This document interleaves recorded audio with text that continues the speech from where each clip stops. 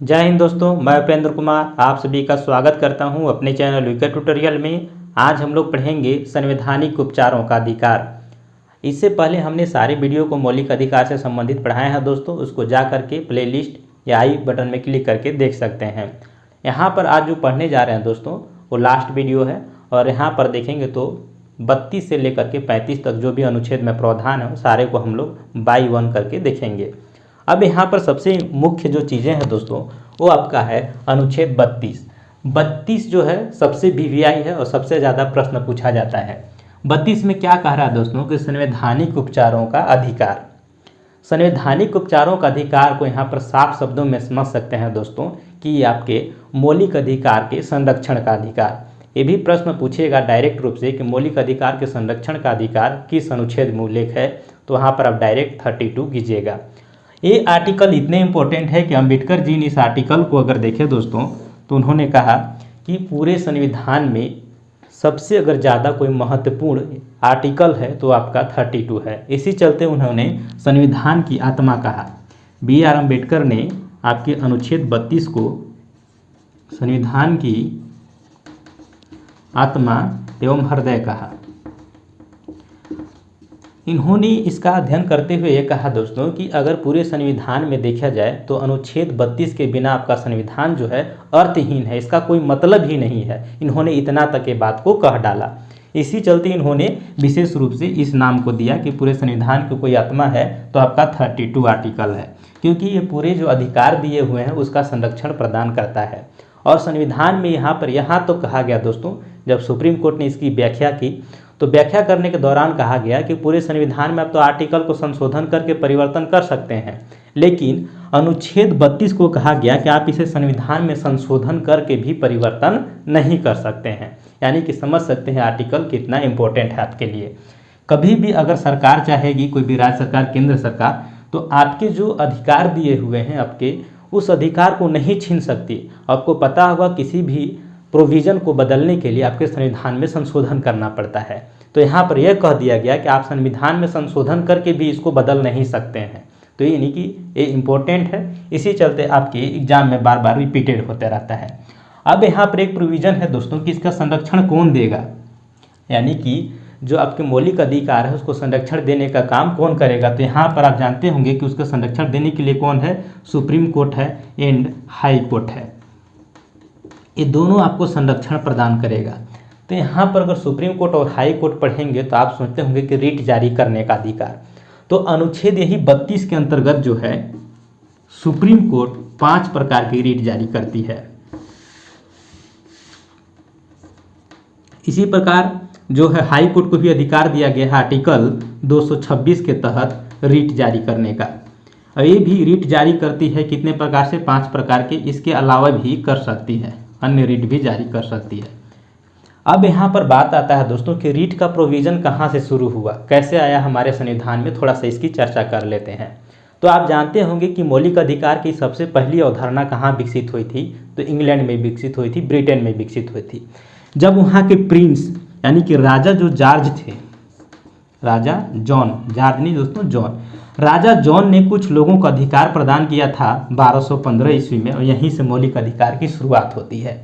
अब उस दौरान जब उनको अधिकार की शुरुआत हुई दोस्तों, तो राजा के द्वारा यहाँ पर देखा जाए तो लोगों को जो अधिकार प्रदान किया गया, तो अधिकार को संरक्षण के लिए उन्होंने यहाँ पर कुछ अधिकार को भी स्पेशल रूप से संवैधानिक जो उपचार हम लोग पढ़ते हैं उनको प्रोविज़न करते हुए यहाँ पर अगर देखें तो राजा के द्वारा रिट जारी करने का प्रोविज़न लाया गया।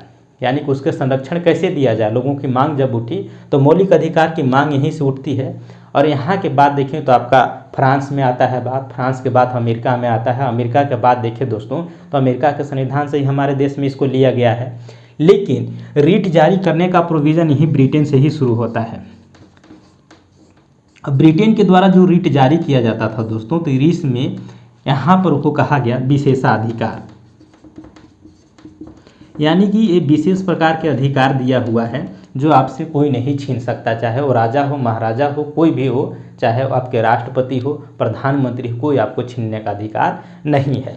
अब यहाँ पर जो ब्रिटेन है दोस्तों, यहीं से रिट जारी की प्रक्रिया प्रारंभ हुई जिसे विशेषाधिकार के नाम से जाना गया। अब यहाँ पर कुछ दिनों बाद ये रीट कौन जारी कर रहे हैं दोस्तों? तो राजा जारी कर रहे हैं, क्योंकि पहले राजतंत्र था, आज भी ब्रिटेन में राजतंत्र है। अब थोड़ा सा हम लोग इसको मिटाते हैं, इसके बाद आगे देखते हैं।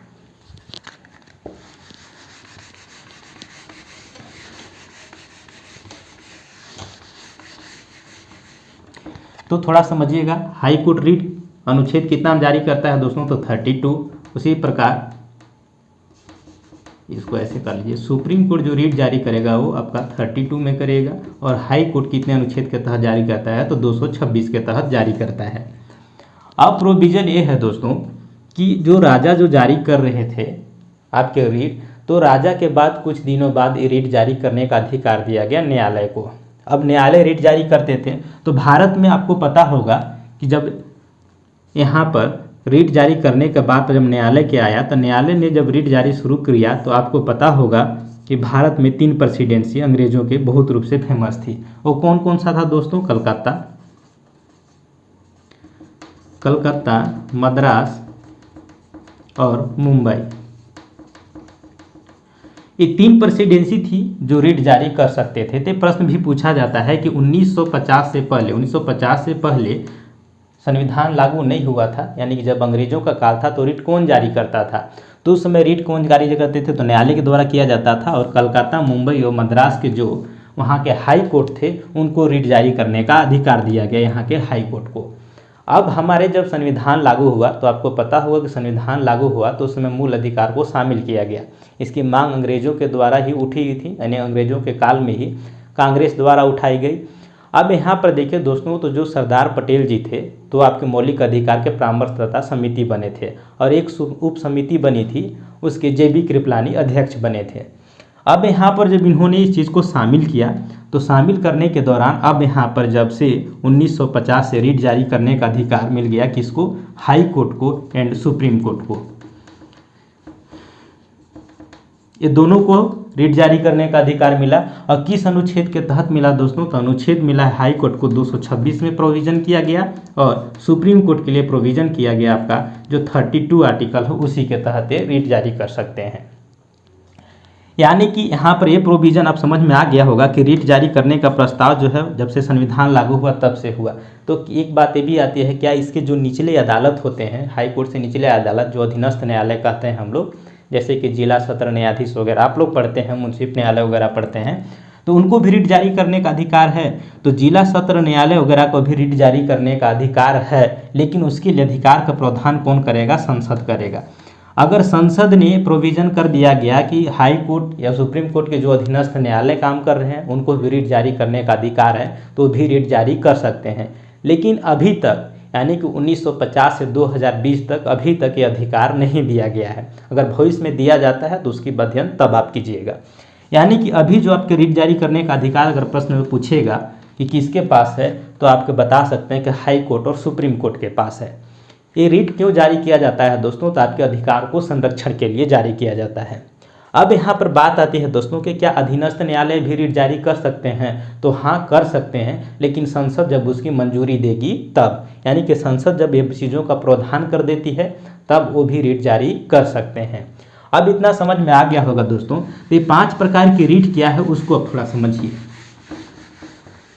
तो 5 प्रकार के जो रीट है यहाँ पर सबसे पहले हम लोग देखेंगे, तो पहला जाता है बंदी प्रत्यक्षीकरण। इसको आप इंग्लिश में भी याद रखिएगा, क्योंकि इंग्लिश वाला भी पूछ लेता है। तो इसको ध्यान के हेबियस कार्पस, यानी कि कभी कभी एज ना दे करके आपका बंदी प्रत्यक्षीकरण डायरेक्ट यहाँ पर इंग्लिश वाला वर्ड ही हिंदी में टाइप करके दे देता है एग्जाम में। और इंग्लिश जो नहीं पढ़े रहते हैं लड़का, उनको बड़ा कन्फ्यूजन होता है कि यहाँ पर क्या होगा। इंग्लिश में भी सेम लिखा हुआ है, हिंदी में भी सेम लिखा हुआ है, तो आपको याद करना होगा। अब यहाँ पर देखिए दोस्तों, तो बंदी प्रत्यक्षीकरण यानी हेबियस कार्पस, उसका क्या अर्थ होता है? यहाँ पर हमने अर्थ लिखा है दोस्तों, इसको थोड़ा समझिएगा।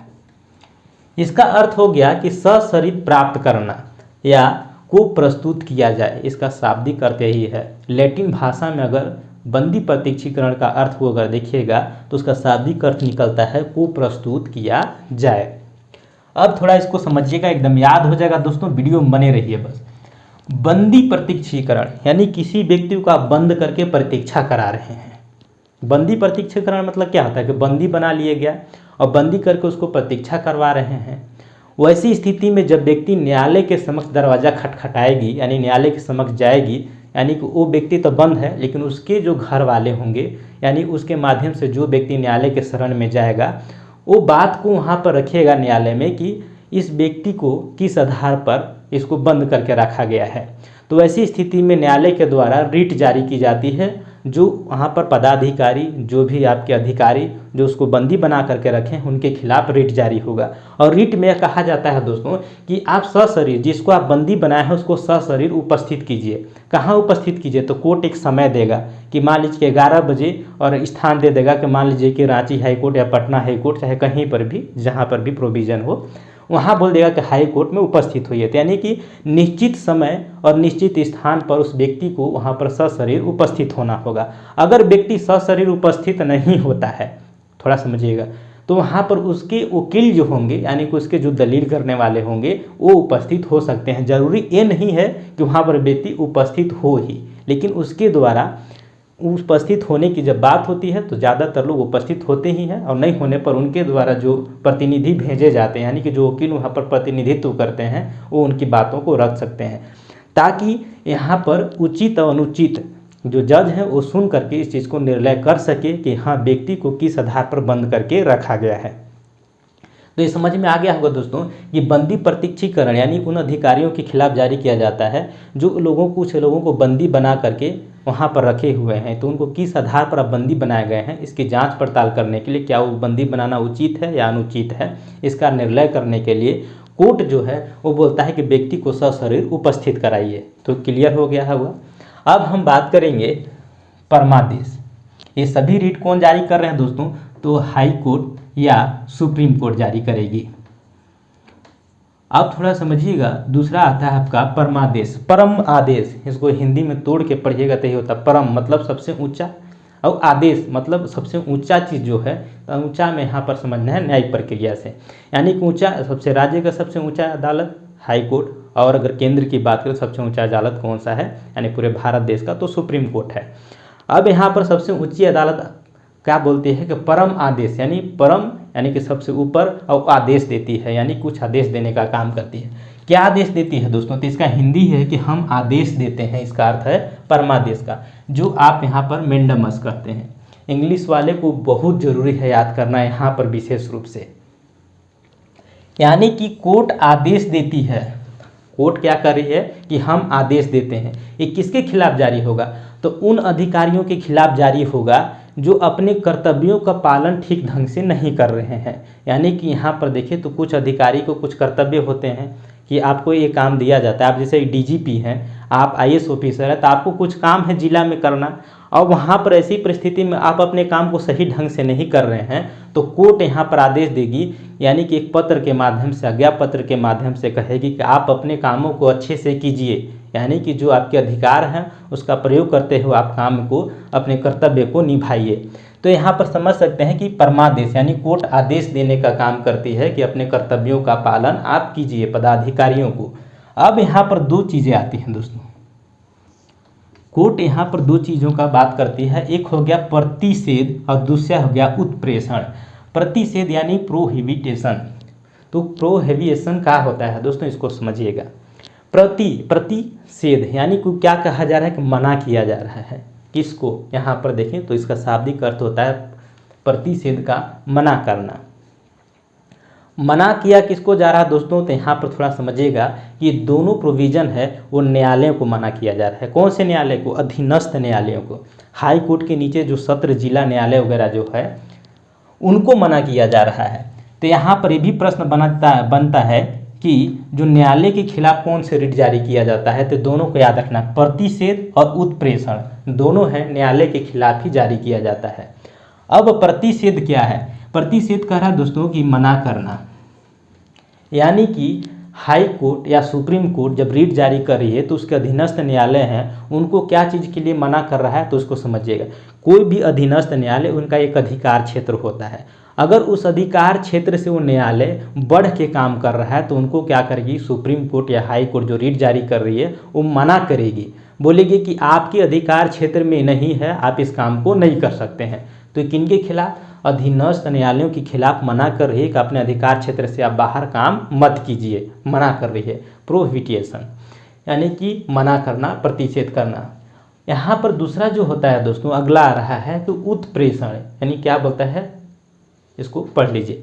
अब यहाँ पर अगर देखें दोस्तों तो उत्प्रेषण मतलब क्या हो गया इसका, कि सूचित होना या प्रमाणित होना, यानी कि सर्टियोरी, यानी उत्प्रेषण। उत्प्रेषण में कह रहा है कि कोई मामला जो है अधीनस्थ न्यायालय में लटका हुआ है। अधीनस्थ न्यायालय समझ रहे होंगे दोस्तों कि हाई कोर्ट और सुप्रीम कोर्ट के नीचे बहुत सारे न्यायालय हैं जो आपके जिला में देखने को मिल जाते हैं। अब यहाँ पर उन न्यायालयों को आदेश देती है कि कुछ वैसे मामले हैं जो आपके पास पड़े हुए हैं। पड़े हुए के मतलब है दोस्तों कि कोई ऐसे मैटर हैं जो 5 साल 7 साल से आप उसको लटकाए हुए हैं, अब निर्णय दे रहे हैं, बस डेट पर डेट दिए जा रहे हैं। तो ऐसी स्थिति में जो व्यक्ति है वो कहाँ जाएगी, डायरेक्ट हाई कोर्ट के दरवाज़ा खटखटाएगी या सुप्रीम कोर्ट के। तो वहाँ जब रिट जारी करेगी जब कोर्ट, तो वहाँ पर कहेगी कि वैसे मामलों को आप जो आपके पास सुलझ नहीं पा रहा है, तो वैसे मामलों को आप जो है कनिष्ठ न्यायालय, मतलब कि आपके से जो ऊपरी न्यायालय वहाँ पर आप चीज़ों को ट्रांसफ़र कर दीजिए। ये न्यायालय स्वेच्छा से भी जारी कर सकती है। जो मामला पेंडिंग पड़ा हुआ अधीनस्थ न्यायालयों में, उनको बोल रहा है कि वैसे मामले को आप ऊपरी अदालत में आप भेज दीजिए और उनकी सुनवाई वहाँ से ख़त्म हो जाएगी। तो ये समझ गए होंगे दोस्तों कि ये दोनों न्यायालय के खिलाफ। प्रतिषेध बोल रहा है, यानी कि मना कर रहा है, अपने अधिकार क्षेत्र से बाहर काम मत कीजिए अधीनस्थ न्यायालय को। ये कह रहा है कि जो मामला आपके पास पेंडिंग पड़ा हुआ है बहुत दिनों से, जो आप नहीं सुलझा पा रहे हैं, उनको ऊपरी अदालत में ट्रांसफ़र कर दीजिए, उत्प्रेषण कर दिए, यानी ऊपर भेज दीजिए। अब देखिए इसको अधिकार परीक्षा। अधिकार परीक्षा क्या कहता है दोस्तों, क्वेटो वारेंटो, यानी किस अधिकार से कोई भी व्यक्ति को, अगर आप यहाँ पर देखा जाए तो यहाँ पर ज़्यादातर जारी किया जाता है दोस्तों सरकारी पदाधिकारियों के खिलाफ, सार्वजनिक अधिकारियों के खिलाफ। कोई अधिकारी जो होते हैं अपने कर्तव्यों का जो पालन करते हैं दोस्तों, तो उनका एक अधिकार क्षेत्र होता है। तो यहाँ पर क्या करते हैं, कोई अधिकार क्षेत्र से बढ़ करके काम करते हैं। तो ऐसी स्थिति में यहाँ पर जो है कोर्ट के पास अगर आपके अधिकार का उल्लंघन हुआ है तो वहाँ पर उस अधिकारी के खिलाफ रिट जारी किया जाता है और बोला जाता है कि किस अधिकार से आप इस चीज़ का प्रयोग किए हैं, और जब तक उस अधिकारी कोर्ट के समक्ष उपस्थित होकर के पूरा ब्यौरा अच्छे से नहीं देता है, यानी कि जब तक कोर्ट संतुष्ट नहीं हो जाती है, तब तक आपको काम करने से हटा दिया जाता है, मना कर दिया जाता है। ज़्यादातर सरकारी ऑफिसर में, जैसे अभी झारखंड में मामला आया था दोस्तों कि 2012 में टीचर की बहाली हुई थी, उसमें 4-4.5 हज़ार सीट खाली रह गया था। तो वहाँ पर एक मैटर फंसी, तो वहाँ पर कोर्ट ने यही चीज़ पूछा था, जो वहाँ के शिक्षा सचिव थे, तो उन्होंने पूछा कि सीट जब खाली रह गई और लोग योग्य थे उसमें, तो आप क्यों नहीं बहाली लिया। तो उन्होंने वहीं पर कोर्ट में क्वेश्चन किया था, किस अधिकार का प्रयोग करते हुए आप इनकी बहाली नहीं किए, आप इनको यहाँ पर जवाब देना है। यानी कि आपके जो अधिकार क्षेत्र है उससे बढ़ के आपको काम नहीं करना है। लेकिन यहाँ पर देखिए दोस्तों, तो आपको परमादेश कहती है क्या, कि आपके जो कर्तव्य है उसको भी पालन करने। परमादेश बोलता है कि अधिकारी को कि अपने कर्तव्य को आप पालन कीजिए, यानी कि जो आपका कर्तव्य है उसको भूलिए मत, जो काम के लिए आपकी नियुक्ति हुई है, जो काम को सौंपा गया है, आप उस काम को कीजिए। अधिकार परीक्षा, अधिकार परीक्षा कहती है दोस्तों कि आपके जो अधिकार क्षेत्र में है उतना ही काम कीजिए, उससे बढ़ के काम नहीं करना है। कहने का मतलब कि आप जो हैं, आप IAS ऑफिसर हैं तो आप मान लीजिए DC हैं तो आपको जिला में नेतृत्व दिया गया है। आप मान लीजिए किसी को मंत्रालय में किसी पद को सचिव दिया गया है, तो आप वहाँ उसका काम नहीं ना कर सकते हैं। तो अपने अधिकार क्षेत्र से बढ़ के आपको काम नहीं करना है। अगर किए हैं तो उसका जवाब कोर्ट में जा करके दीजिए, और जब तक संतुष्ट जवाब नहीं दीजिएगा तब तक आपको काम में नहीं लगाएंगे, तब तक आपको निष्कासित करके रखेंगे। एक कोर्ट का अधिकार है। तो ये समझ सकते हैं दोस्तों कि आपकी जो 5 प्रकार के जो रिट है ये जारी कर सकते हैं हाई कोर्ट और सुप्रीम कोर्ट। अब यहाँ पर बात आती है दोस्तों कि क्या इसके अलावा भी कुछ और अधिकार के खिलाफ सुप्रीम कोर्ट रिट जारी कर सकती है।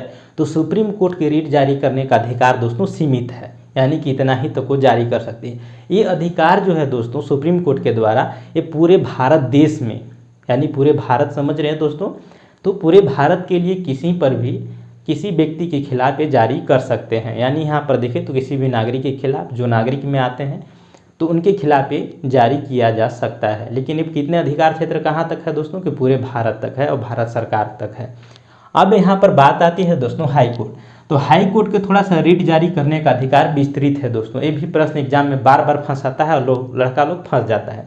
आप समझिएगा, सुप्रीम कोर्ट का अधिकार क्षेत्र एक सीमित है कि आप 5 ही प्रकार के रिट जारी कर सकते हैं, लेकिन हाई कोर्ट को रिट जारी करने के 5 के अलावा और ज़्यादा है।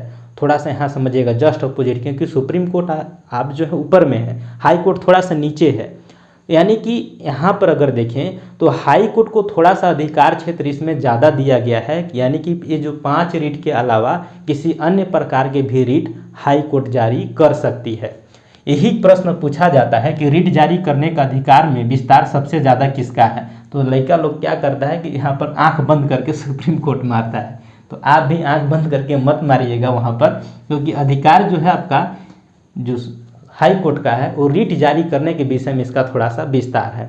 इनका जो हाई कोर्ट का एरिया होगा दोस्तों, कहाँ तक ये रिट जारी कर सकते हैं, तो अपने राज्य में पूरा, अपने राज्य के अलावे अगर देखें दोस्तों तो किसी और राज्य का मैटर है तो वहाँ पर भी ये जारी कर सकते हैं, यानी कि अपने राज्य के अलावा दूसरे राज्य में भी ये रिट जारी कर सकते हैं। और सुप्रीम कोर्ट पूरे भारत देश में कर सकते हैं। अब समझ में आ गया होगा दोस्तों रिट जारी करने का। ये भी वीवीआई आर्टिकल है, दोनों को याद रखिएगा। सुप्रीम कोर्ट अनुच्छेद 32 और हाई कोर्ट अनुच्छेद की बात करें, आर्टिकल की बात करें दोस्तों तो 226 के तहत। ये हो गया दोस्तों आपका अनुच्छेद, समझ में आ गया होगा। 32 संवैधानिक उपचारों का अधिकार क्या है। ये 2 अधिकार याद रखना है कि प्रतिषेध और उत्प्रेषण, मना करना और ऊपर उठाना, दोनों कोर्ट के लिए लागू है। यानी यहाँ पर अधीनस्थ कोर्टों के लिए प्रोविजन किए गए हैं। ये प्रश्न बार बार पूछा जाता है और पांचों में कन्फ्यूजन हो जाता है। बंदी बना के आप रखे हुए हैं किसी को, तो क्यों बना के रखे हुए हैं, जवाब दीजिए उसको, सशरीर उपस्थित होइए। परमादेश यानी कि हम आदेश देते हैं कि अपने कर्तव्यों का पालन कीजिए। प्रतिषेध यानी हम कोर्ट को मना कर रहे हैं कि अपने अधिकार क्षेत्र से बाहर काम मत करो। यहाँ पर उत्प्रेषण, जो तुम्हारे पास मामला पड़े हुए हैं कोर्ट के अधीनस्थ कोर्टों में, वो नहीं सुलझ पा रहा तो ऊपर भेज दो। यहाँ पर कहा दोस्तों का अधिकार परीक्षा, यानी कि इस अधिकार से कोई भी अधिकारी जो है वो अपने कर्तव्य का पालन किया है उनके अधिकार क्षेत्र से ज़्यादा, उसको भी जवाब दीजिए। ये सारे प्रोविज़न यहाँ हैं। अब हम पढ़ेंगे अनुच्छेद 33 को थोड़ा समझिएगा। 33, 34 और 35 सारे आर्टिकल आपका खत्म हो जाएंगे। यहाँ पर कहता है दोस्तों कि संसद को यह अधिकार देता है कि, क्या अधिकार देता है, सशस्त्र बलों, अर्धसैनिक बलों और पुलिस बलों एवं खुफिया एजेंसियों तथा अन्य मूल अधिकारों पर युक्त प्रतिबंध लगा सकती है। अब थोड़ा पर यहाँ पर समझिएगा कि संसद को यह अधिकार है दोस्तों, संसद को यह अधिकार है कि सशस्त्र बल, जो सशस्त्र बल हो गए और अर्धसैनिक बल हो गए, साथ में पुलिस बल एवं खुफिया एजेंसी, इन सभी पर इनके जो मौलिक अधिकार हैं, इनके अधिकारों में प्रतिबंध लगा सकती है।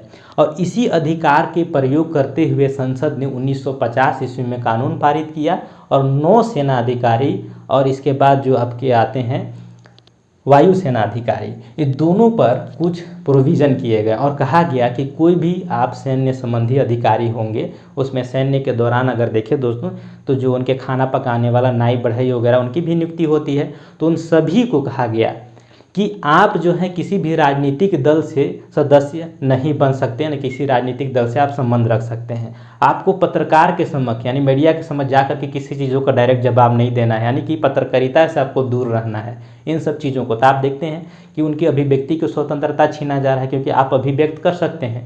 तो वहाँ पर इनके खिलाफ यानी कि इनके जो एक रूल रेगुलेशन बनाया गया कि आप किसी राजनीतिक पार्टी में भाग नहीं ले सकते हैं, किसी आप राजनीतिक पार्टी के सदस्य नहीं बन सकते हैं। दूसरा चीज़ है कि आपके अभिव्यक्ति यानी प्रेस मीडिया इस सब के सामने जाने की स्वतंत्रता नहीं है। तो ये सब चीज़ों का आपके स्वतंत्रता की कटौती की गई है। साथ में ये भी कहा गया कि आप न वहाँ पर गुट बना सकते हैं। गुट समझते हैं दोस्तों कि क्या है, तो कुछ लोग आपस में गुट बना करके हड़ताल करने लगते हैं। तो ये सब चीज़ करने से भी मना किया गया है जितने भी सैन्य क्षेत्र में। तो 1950 में ये कानून बनाया गया, इसी का प्रयोग करते हुए अनुच्छेद आपके 33 के तहत। तो 33 के तहत इनके जो अधिकार है, यानी कभी व्यक्ति का अधिकारी, संघ बनाने का अधिकारी, जो हम 19 में बताए थे दोस्तों आपको, कभी व्यक्ति का अधिकार है, संघ बनाने का अधिकार है, एकत्रित होने का अधिकार है, राजनीतिक सदस्य बनने का अधिकार है, सारे अधिकार उल्लेख है। तो वहाँ पर इनको मना किया गया, संसद को अधिकार है कि जो ये इसके अंदर आप आते हैं, अगर सैन्य अधिकारी, अर्धसैन्य अधिकारी, पुलिस बल, तो आप इस सब अधिकार को छीन लिया जाएगा और आप कोर्ट में नहीं जा सकते हैं। और कोर्ट में जा कर के ये नहीं बोल सकते कि हमारा अधिकार छीन लिया गया, हम किसी का सदस्य नहीं बन सकते हैं, हम यहाँ पर पेपर मीडियाबाजी नहीं कर सकते हैं। तो वहाँ पर आप कोर्ट में जाइएगा तो आपको कोई शरण नहीं मिलेगा, क्योंकि यहाँ पर आपको प्रतिबंध संसद के द्वारा किया गया है। तो संसद इस कानून का प्रयोग किया है। ये समझ में आ गया होगा दोस्तों कि आपको मौलिक अधिकार को यहाँ पर छीना जा रहा है, इनके अधिकार को एक सीमित कर दिया जाता है, क्योंकि ये सेना के लिए ज़रूरी भी है। इसी चलते यहाँ पर देखते होंगे कि कोई भी मीडिया में कोई सेना का अधिकारी जल्दी नहीं आते हैं। विशेष जो अधिकारी, सर्वोच्च अधिकारी होते हैं वही आते हैं, वो कभी कभी आते हैं, वो हमेशा नहीं आते हैं। ही उन लोग संघ बनाते हैं, ना किसी राजनीतिक पार्टी के सदस्य होते हैं। तो इन सब चीज़ों से उनको दूर रखा गया है एक कानून के द्वारा। अब अनुच्छेद जो है दोस्तों हम पढ़ते हैं 34 यानी 34 क्या कहता है। भारत के किसी भी राज्य क्षेत्र में सेना विधि के लागू होने पर संसद जो है विधि बनाने की शक्ति के बारे में व्यवस्था करता है, यानी मान्यता देता है। समझिएगा। अब आर्टिकल 34 यानी कि यहाँ पर इनको मौलिक अधिकारों का तो सीमित कर दिया गया, यानी कि जो जो इससे संबंध रखते हैं। अब यहाँ पर 34 का आता है दोस्तों कि मार्शल लॉ। मार्शल लॉ क्या होता है दोस्तों, यानी कि सैन्य विधि, उसको हिंदी में बोल सकते हैं। तो जहाँ पर मार्शल लॉ लागू होता है यानी कि सैन्य कानून लागू होता है, यानी कुछ क्षेत्र ऐसे हैं दोस्तों जहाँ पर सैन्य कानून लागू रहती है, वहाँ पर जो आपके राज्य के जो कानून है वो बिल्कुल लागू नहीं रहेंगे। एक सैन्य का अलग ही कानून होता है। तो वहाँ के जितने भी आपके ऑफिशियल काम होंगे, जितने भी सार्वजनिक काम होंगे, जितने भी ऑफिशियल काम होंगे, सभी जो है सैन्य अधिकारी के द्वारा निर्धारित के अनुसार ही चलेगा। जहाँ पर मार्शल लॉ लागू होता है ये किसी विशेष क्षेत्र में लागू किया जाता है, जैसे आपातकाल लागू होता है, सेम उसी टाइप का है। ये विशेष क्षेत्र में लागू किया जाता है। तो वहाँ पर जो सैन्य लागू कानून होंगे तो वहाँ पर आपके मौलिक अधिकार सब चीज़ों को छीन लिया जाएगा, चाहे जो भी प्रोविज़न किए जाएंगे, क्योंकि इसके संविधान में बहुत ज़्यादा उल्लेख नहीं है। एक मान्यताओं के आधारित पद है कि जब मार्शल लॉ लागू होगा दोस्तों तो वहाँ पर जो है आपके अधिकार को छीन लिया जाएगा। वहाँ पर जो भी कानून लागू हो जाएगा, जैसे कि अब 144 वगैरह दो धारा सुनते हैं, तो क्या है कि एक सैन्य कानून लागू हो जाती है उस क्षेत्र में, उनके अपने हिसाब से वो डील करते हैं। तो एक सैन्य कानून जहाँ पर लागू होगी वहाँ पर जितने भी कार्य होंगे, सार्वजनिक कार्य होंगे, ऑफिशियली काम होंगे, वो सेना के द्वारा निर्धारित किया जाएगा और उन्हीं के अनुसार वो कहाँ पर सारे सिस्टम चलाया जाएगा। तो वो जो कानून बनाएंगे सेना लोग, उनकी पुष्टि संसद को करने का अधिकार है, यानी संसद उनकी कानून को अगर वैधता प्रदान कर देते हैं। यहाँ पर इतनी शक्ति प्राप्त है दोस्तों मार्शल लॉ की कि मृत्यु दंड तक भी संसद को अधिकार है कि उनकी जो मृत्यु दंड कानून बनाया है जो मार्शल लॉ यानी सैन्य लोग, उनको भी अनुमति दे देते हैं। यानी कि यहाँ पर विधि बनाने का अधिकार किसके पास हो जाता है दोस्तों, संसद के पास है। यानी मार्शल लॉ लागू हुआ है तो उनकी पुष्टि कौन करेगा, विधि के अनुसार पुष्टि करेंगे संसद। तो समझ गए होंगे कि मार्शल लॉ क्या होता है, कि जहाँ पर भी लागू होता है सारे ऑफिशियली काम, सार्वजनिक काम जो होंगे वो सैन्य अधिकारी के अंतर्गत चले जाते हैं और उन्हीं के अनुसार से सारे सिस्टम वहाँ पर चलता है। अब ये तो हो गया दोस्तों 34। एक आर्टिकल अब पढ़ लीजिए आप लोग 35। आर्टिकल 35 क्या कहता है दोस्तों कि संसद को अधिकार दिया है कि मौलिक अधिकार को प्रभावी बनाने के लिए वो कानून बना सकते हैं। तो इसको समझिएगा कि मौलिक अधिकार को प्रभावी करने के लिए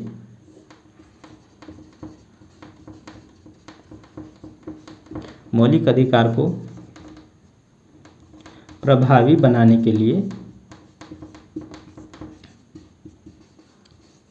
कानून बना सकती है, कानून या इसको प्रभावी बनने के लिए विधि बना सकती है। अब जितना भी आप सुने होंगे दोस्तों का अस्पृश्यता निवारण अधिनियम पढ़ते हैं, इसके अलावा आप पढ़ते हैं कि ओबीसी के आरक्षण की बात करते हैं, अनुसूचित जनजाति का आरक्षण की बात करते हैं, जो अनुच्छेद आपका 15, 16, 17 इस सब में प्रोविज़न किया गया है। तो अनुच्छेद आपका जो 35 है यही अधिकार देता है, यानी कि संसद को यहाँ पर अधिकार है दोस्तों कि मौलिक अधिकार को और कैसे प्रभावी बनाया जाए। तो वहाँ पर प्रभावी बनाने से संबंधित विधि बनाने का अधिकार किसके पास है, तो यहाँ पर आप ध्यान रखिएगा विधि बनाने का अधिकार किसके पास हो जाएगा, संसद के पास है। यानी कि मौलिक अधिकार को प्रभावी कैसे बनाया जाए, तो आप बीच बीच में कानून जोड़ते हैं, जैसे कि अनिवार्य शिक्षा की व्यवस्था क्या है, तो आपको 84वें संविधान संशोधन 2002 के द्वारा लाया गया है। तो ये सब पहले प्रोविज़न नहीं था, तो यानी कि मौलिक अधिकार को और कैसे प्रभावी बनाया जाए। बीच बीच में कानून बनते रहते हैं और उसमें क्या होता है ABCD करके जोड़ दिया जाता है। जैसे संपत्ति का अधिकार को हटा दिया गया, तो वो सारे अधिकार किसके पास दिए गए हैं, संसद के। तो अनुच्छेद 35 में साफ उल्लेख है कि मौलिक अधिकार को प्रभावी बनाने के लिए विधि बनाने की शक्ति संसद के पास है। एक चीज़ को थोड़ा यहाँ पर ध्यान दीजिएगा दोस्तों, यहाँ भी संसद 33 में अधिकार दिया गया है, 34 में भी संसद को ही अधिकार दिया गया है कि सैन्य न्यायालय जहाँ पर भी लागू होगा उसको पुष्टि संसद कर देगा, यानी वहाँ पर विधि जो बनाएंगे सैन्य न्यायालय उसके जो है पुष्टि तो करना पड़ेगा ना कि हाँ उचित है कि नहीं है, तो संसद करेगी। यहाँ पर भी कहा गया कि विधि मौलिक अधिकार को प्रभावी मतलब और उसको अच्छा करने के लिए उसमें क्या जोड़ सकते हैं, हटा सकते हैं, एक अधिकार किसके पास है, संसद के पास है। यहाँ पर राज्य विधानमंडल को किसी प्रकार के अधिकार प्राप्त नहीं है मौलिक अधिकार से संबंधित, यानी 33, 34, 35 कभी भी पूछेगा अनुच्छेद कि मौलिक अधिकार से संबंधित मार्शल लॉ हो गया या इसमें जो अधिकारों में कटौती जो हो रही है, सैन्य अदालतों, अर्धसैनिक अदालतों, पुलिस बलों, खुफिया एजेंसी हो गया, खुफिया एजेंसी जैसे रो वगैरह आप जानते होंगे, रो एनालिसिस, रो जो आप लोग पढ़ते हैं। और यहाँ पर 35 कहता है दोस्तों कि मौलिक अधिकार को प्रभावी बनाने के लिए यहाँ पर विधि बनाने का अधिकार संसद को है, न कि राज्य विधानमंडल को। इसको ध्यान में रखिएगा, अगर प्रश्न आएगा तो कन्फ्यूजन राज्य विधानमंडल करके मत मार दीजिएगा, सारा अधिकार संसद को दिया गया है। तो आज ऑल ओवर ख़त्म हुआ आपका मौलिक अधिकार, शुरू से लास्ट तक एक सीरीज के साथ पढ़िएगा, कसम से बता रहा हूँ कि बहुत मज़ा आएगा और अच्छा लगेगा तो वीडियो को शेयर भी कीजिएगा। मिलते हैं अगली वीडियो में। अगली वीडियो जो आपका पढ़ेंगे दोस्तों, तो इसके बाद क्या आता है राज्य के नीति निर्देशक तत्व, जो वहाँ से भी प्रश्न पूछा जाता है उसको देखेंगे। इसके बाद जस्ट मूल्य कर्तव्य लाएंगे, क्योंकि इसके बाद मूल्य कर्तव्य है। इसके बाद हम लोग पढ़ेंगे आपका संसद, राष्ट्रपति यानी कि संघीय कार्यपालिका देखेंगे, फिर राज्य विधानमंडल देखेंगे, राज्य की कार्यपालिका देखेंगे, यानी बारी बारी से पढ़ेंगे। मिलते हैं, तब तक के लिए जय हिंद।